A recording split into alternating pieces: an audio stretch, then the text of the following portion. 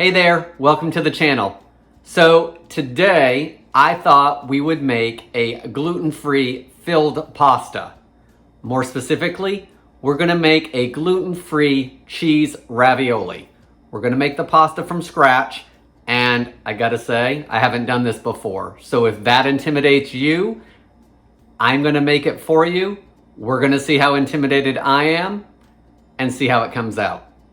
I'm Jamie with SavorySaver. I share gluten-free recipes, tips, tricks, and resources to make your gluten-free lifestyle easier.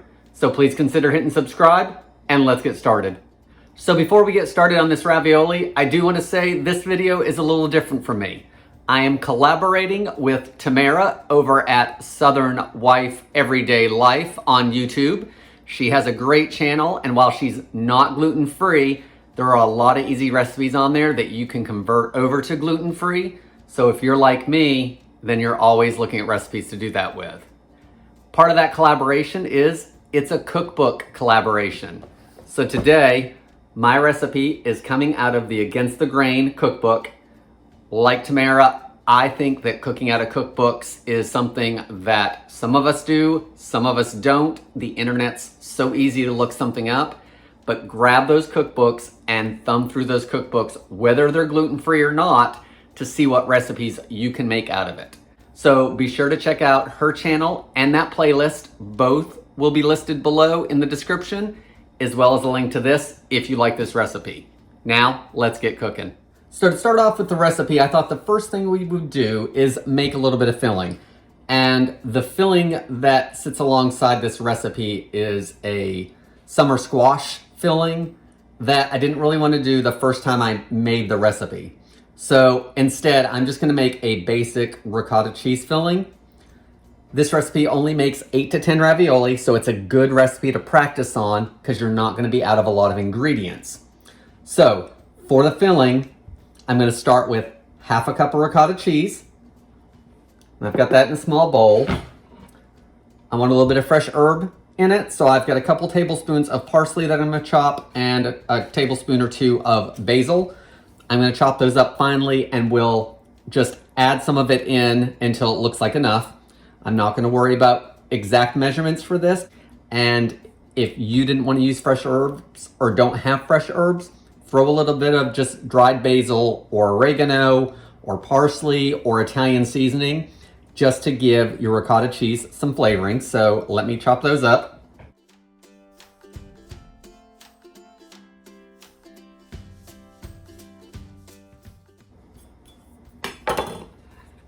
Bring this back over. Grab the parsley. I think I'm gonna add all of it. And why not? Let's just add all the basil too. I'm gonna add a little bit of garlic powder. Again, this is what you want to add to it. So maybe a quarter teaspoon or so. Let's add a big pinch of salt. Pinch of pepper. I've got 1 egg yolk, and there's a little bit of white in there too, which I think will be fine. But I'm going to add that to it to help bind everything. And now the white doesn't want to cooperate, so we'll just leave that in there. Mix everything up really well. The egg yolk will help bind. It'll also give it some richness. Okay, everything's mixed up really well, and it should only take me a few minutes to put the dough together, but because I haven't done it before, I'm gonna pop this in the fridge just to keep it cold. Next, we're actually gonna start making the dough. So I've got the food processor bowl on my blender. So get out your food processor, and we're gonna add in 1 cup of tapioca starch. I'm using Bob's Red Mill, but use whatever kind you have. We're gonna add 3 tablespoons of cold butter, and I've cut that into small pieces to help the food processor out. The recipe calls for salted. I'm not using salted, so I'm gonna add a pinch of salt to this as well. So let's add in the butter. Got a pinch of salt. Let's add that in now so I don't forget. Next, you're gonna need 4 ounces of shredded mozzarella cheese. And I had a package of sliced mozzarella open. So what I did is I just took those slices. It was exactly what I needed for as far as being 4 ounces. And I just sliced them up into small pieces. It just took me a couple minutes. I just stacked them and sliced them pretty small, like they would come in the bag pretty much. So I'm gonna add that to the food processor. And I'm gonna break it up as I throw it in there. The final ingredient for our pasta dough is gonna be 1 whole egg. So let's put that in there. I'm gonna put the lid on. Now the instructions say to process it until the mixture looks like small curds. So I'm gonna pulse it at first and we'll see what it looks like, and I'll go to a full blend if needed.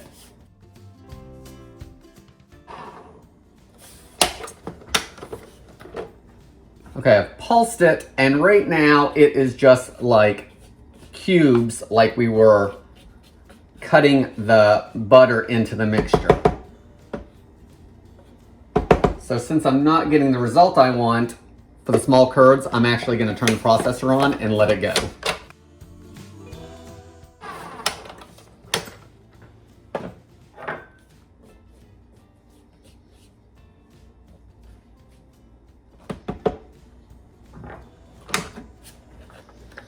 Okay, I don't feel that that is small curds. It looks more like crumbs, but I'm gonna put it in a bowl, and it says to press it together with your hands to make a smooth ball. So let's see if the warmth from my hands with this butter in here will get everything to come together. Let's get this into a bowl. Now let's work it and see what happens. I might need a bigger bowl. All right, I've got the big bowl out, so hopefully I don't sling tapioca starch everywhere.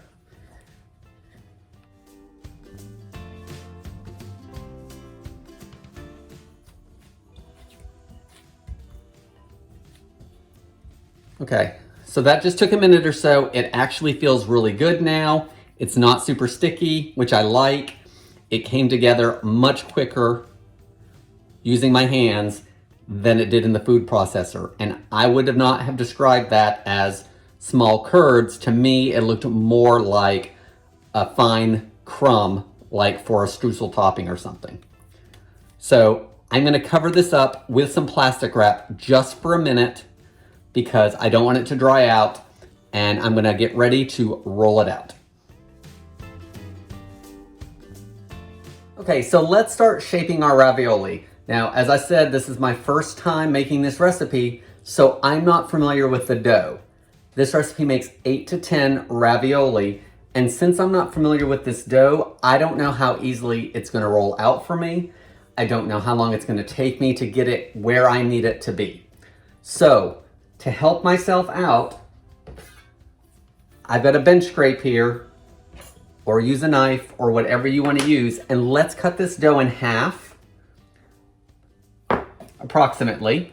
Now that it's in half, I can put this back in plastic wrap so it doesn't dry up, and I'm only using half of this to work with. So I've got that over here. I'm gonna roll it out with a rolling pin between 2 pieces of parchment paper, or if you have one of those silicone mats, you can try using that. I'm gonna use parchment paper first to see how the dough reacts for me doing it. And then next time, I'm gonna use my silicone mat because parchment paper can get expensive. Also, I've got a pizza cutter, I've got a paring knife, and I've got my bench scrape. This will help me move anything that I need to. These will help me cut. I don't know which one's gonna work better for me, so I'd rather have more tools out now so they're ready for me. All right, so you want this to come out as square as possible. So kind of shape it into a square, so hopefully we can roll it into a square. We're gonna take the other piece of parchment paper, put it on top, flatten it out a little more. So now you want your thickness of your dough to be between a 1/16 of an inch and an 1/8 of an inch. So that's gonna be super thin. So We're just gonna start rolling it out as thin as we can get it. We want 2 by 5 inch rectangles. So kind of consider that when you're rolling it out, what size. So have a ruler handy, or this bench scrape actually has, 1 inch markings. So I'm gonna use that to the best of my ability, and we'll see how it goes.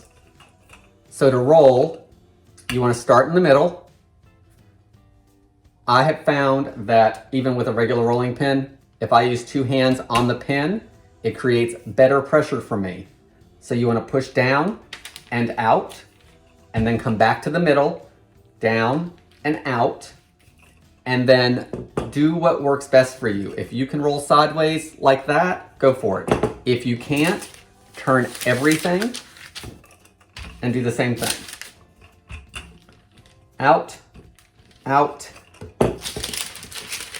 turn. The other thing that you can do with this is, if you think it might stick, grab the whole thing and flip it. That way there, you can peel this up to see if it's sticking, but you can still keep rolling.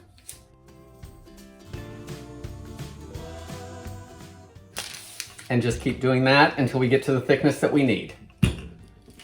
All right, I'm falling off the edge a little bit, so I'm gonna put this down and try to center my top one over it, so then I can flip.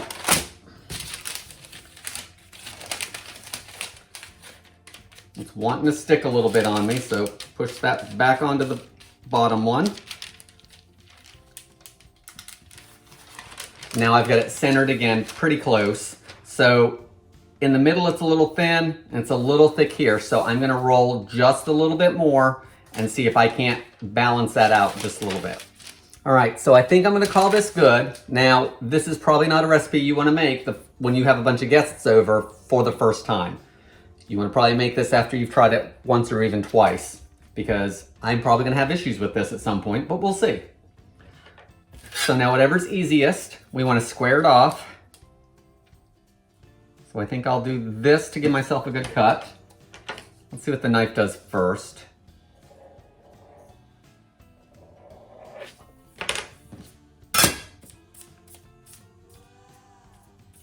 And since there's no gluten, I'm just gonna pick this up and I'll put it off to the side and cover it, because we will definitely re-roll anything that we can. Okay, so it looks like I'm around 7 by 7, give or take a little bit. So let's go through and mark everything. So I'm kind of going backwards for you guys, but I've got it lined up. So I'm gonna just mark it at every 2 inches. There's 2. There's 4. There's 6. And then let's do another 8. So I can't count evidently, because that would be 2, 4, 6, 8, almost 10 across, but not quite. So this way we're gonna have to go 5 inches. So we're gonna do there. And I can do another, it's just a little shy by about 1/4 of an inch or so. So we're gonna call that good. So with this side, we wanna do the same thing. You wanna mark it every 2 inches. So now however you wanna cut across, straight line definitely helps.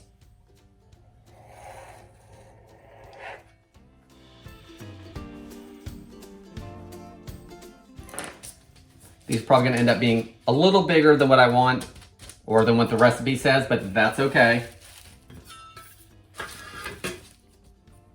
All right, so now we need to fill them. So I've got this that's gonna help me lift anything that I can't lift. I'm gonna get my filling. I've also got a plate that I'm gonna move them to as I fill them, and then I'm gonna cover it with plastic wrap so they don't dry out, and we can roll the rest as well. All right, you're gonna want about a teaspoon of your filling in each one. So I'm not actually gonna measure, I'm just gonna estimate everything. You wanna put it on the bottom half of each one. So I think what I'm gonna do is this is gonna be my bottom, and then on this half, this is gonna be my bottom, because I'm gonna try to fold everything over, and I don't wanna be working on top of myself if I can help it. All right, now the dough is pretty sticky, so we should not need any kind of water or anything to seal it. So let's see how easily they seal. You're gonna have to be gentle. We're gonna lift it up and over, and then gently push it together. Try to get out the air if you can. That one's already broken on me, so we'll see how that goes. And then because they're all together, I'm gonna carefully slide it out using whatever tool works best for you.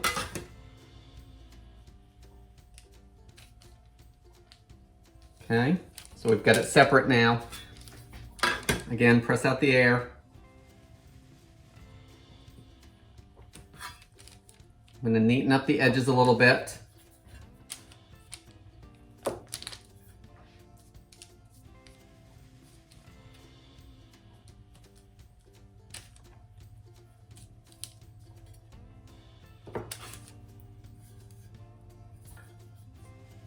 Again, we're gonna re-roll this dough. And because I have that little spot there, I think this may or may not work when I cook it. But, because we had a thin spot, I am gonna just patch it. As gently as I can. Because here's the thing, I'm making these for Tara and I tonight for dinner. And if they burst open, they burst open. It's a learning thing, and we'll get there. So now I'm just gonna place it over here on my plate and finish the rest, as well as the second batch, and then we'll cook them off. So guys, this one I just folded over, and I'm gonna lift it up onto my bench scrape. Now I'm gonna flip it over because it tore on me.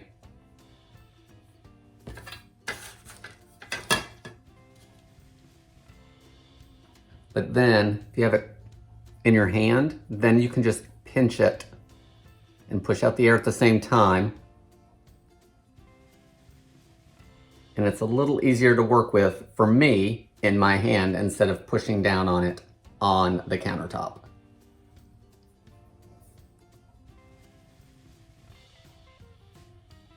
And then I would say you don't want it to be too thin to start with, because I think that's part of the reason I'm having some tearing issues like on here.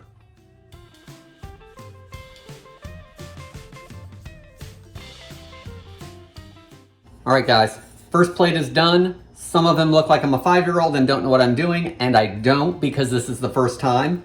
But I'm pretty pleased with these because as I got to doing them, they started looking better. So don't be scared of this recipe. Let's roll out the second batch. All right, so my second dough worked out really well. I did not go as thin because I'm hoping that it's gonna seal a little bit better for me and not break quite as much.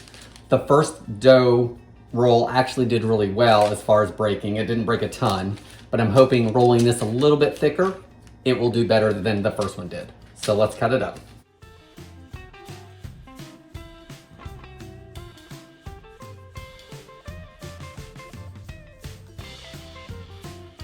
Okay guys, I've got a full plate of these along with a few more on my board.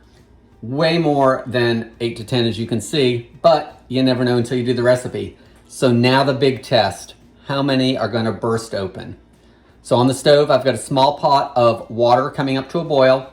I'm gonna drop them and cook them for 2 to 3 minutes. They should float when they're done. So I'm gonna move the camera over there so you guys can see that, and then we're gonna give them a taste. I'm not gonna let them cool down. Okay, I've got a couple. Let's drop them in and see what happens. Got my slotted spoon. Make sure they're not sticking. All right guys, these have been going for a minute or two, and look. we have broken ones, but that's okay. Let's cook it for another minute and then I'll try again. It's as simple as that. All right, I'm gonna scoop these out. I'm gonna make sure they're done, the dough at least, and we're gonna try again.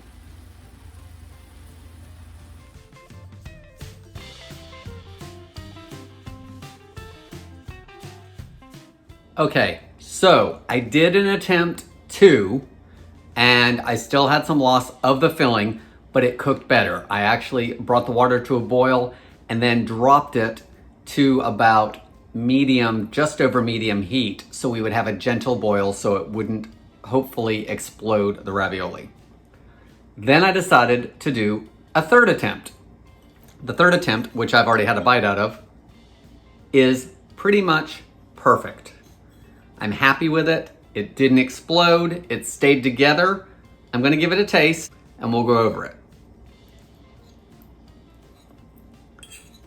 So it cuts well with the fork. It's staying together.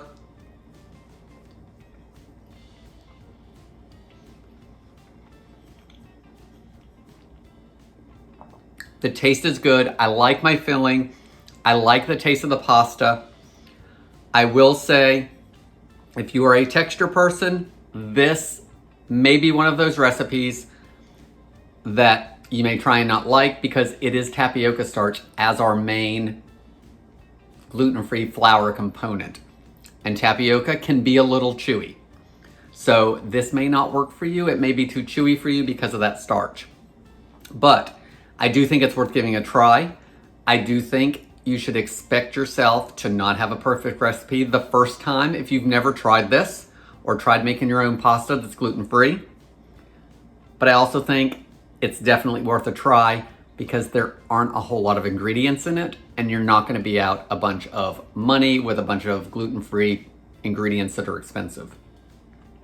Guys, that's all I have for today. I hope you do give this recipe a try. Remember again, this is a new video for me. I did a collaboration with Tamara over on Southern Wife Everyday Life. She has a playlist of my video, her video, and a bunch of other collaborators on it. So check that out. See if there's anything in there that is gluten-free or that you can make gluten-free. We'll see if I do any of these videos in the future, but remember to use those cookbooks, and I hope to see you on the next episode.